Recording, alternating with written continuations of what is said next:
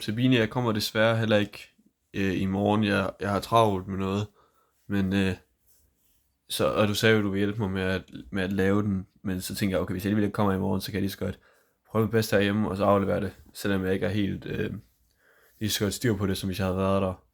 Men ja, så starter jeg bare. Um, the title of this novel is A Pair of Jeans. It's the genre is a short story or a novel, whatever you want to call it. The writer is Quasra Saras, and she wrote it or released it in the year 1988. The analysis: the main character is Miriam. She's a Muslim girl with a rebellious spirit, which we can see on lines 89 to 90, where she literally states that or the story literally states that she has a rebellious spirit. She is swapping identities all the time, which would put a lot of stress on her.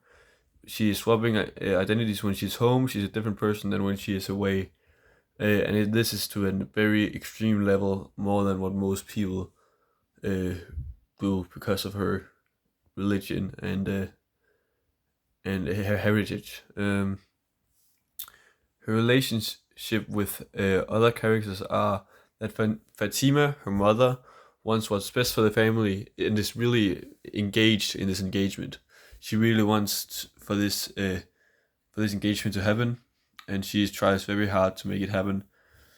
She basically wants it to happen no matter what. And Begum has problems with Miriam's clothes. Begum is a Pakistani, and she wants to respect the values of the Pakistani people. So when Miriam doesn't wear the clothes that she wants, she feels like she doesn't represent the Pakistani values, and Begum feels like that's something that she has to do. She feels like she has to make her wear these clothes because of the way that their traditions are, even if that might not be the way that she actually feels.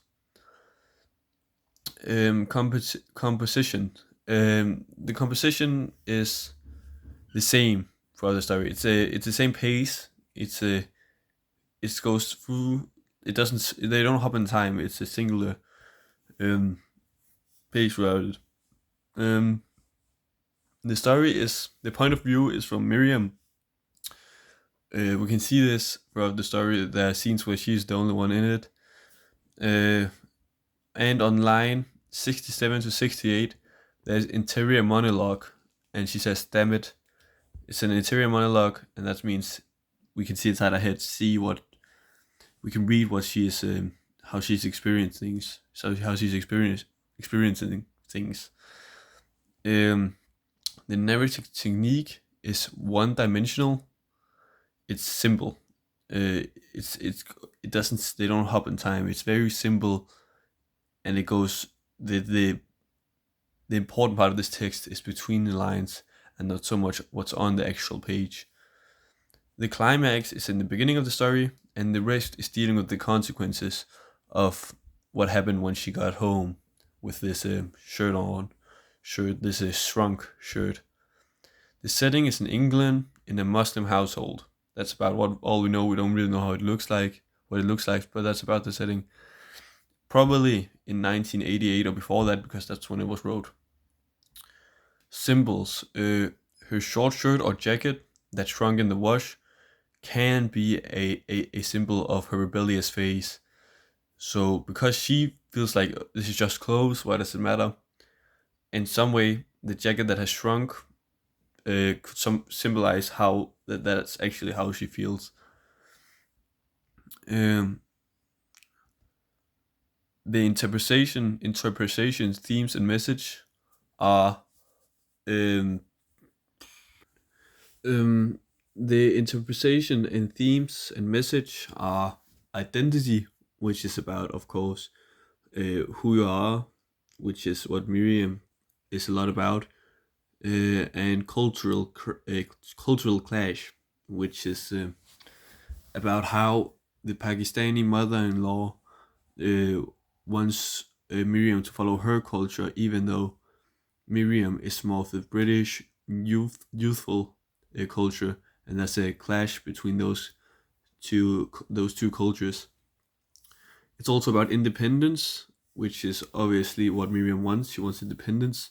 She wants to be able to do what she wants to do and not what other people want her to do. And self-expression, which is about what clothes you wear. That's a way to express yourself, and that's what the the the the the self-expression is about, and the clothes is about what kind of that's what kind of drums up the drama in the story. It's the important part of the story, and what changes how the story goes and where it leads. Um, Perspective. I've decided to present Karma.